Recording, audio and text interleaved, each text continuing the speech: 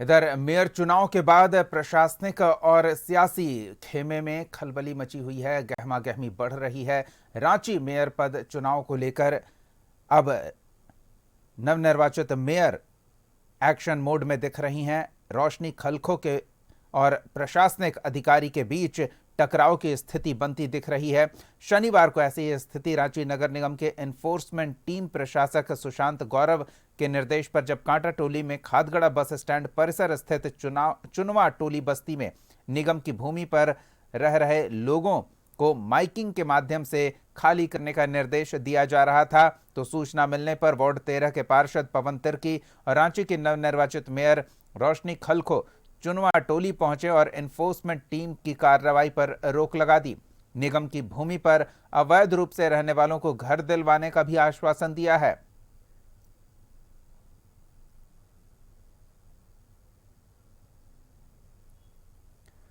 निगम की भूमि पर अवैध रूप से रह रहे लोगों को घर दिलवाने का आश्वासन दिया गया है। चुनवा टोली बस्ती स्थित रांची नगर निगम की भूमि पर मटेरियल रिकवरी फैसिलिटी सेंटर का निर्माण होना है।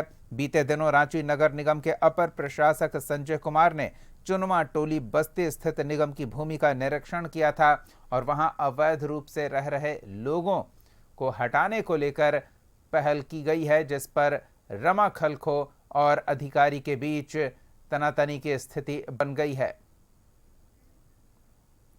सहयोगी राजेश से पूरी जानकारी लेते हैं। राजेश, रांची नगर निगम के मेयर और प्रशासनिक अधिकारी निगम के दोनों आपस में आमने सामने आ गए हैं। अतिक्रमण हटाने के मुद्दे को लेकर क्या कुछ चल रहा है?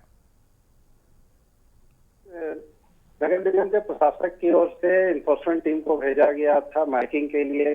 चुनवा टोली में जितने भी लोग निगम की भूमि पर अवैध रूप से बसे हुए हैं, वहां मकान भी बना चुके हैं, तो उनके माइकिंग कर चेतावनी देने गए थे कि वो जल्द से जल्द उस भूमि को खाली करें ताकि वहां मटेरियल रिकवरी सेंटर वहां पर बनाया जा सके। तो कुल मिलाकर देखा जा रहा है कि अभी रांची की मेयर जो नवनिर्वाचित मेयर रोशनी खलखो हैं, अभी उनका शपथ ग्रहण होना है 19 मार्च को, लेकिन अभी से ही सूचना मिलते ही उन्होंने अपना तेवर दिखाना शुरू कर दिया। मौके पर पहुंचकर उन्होंने एनफोर्समेंट टीम को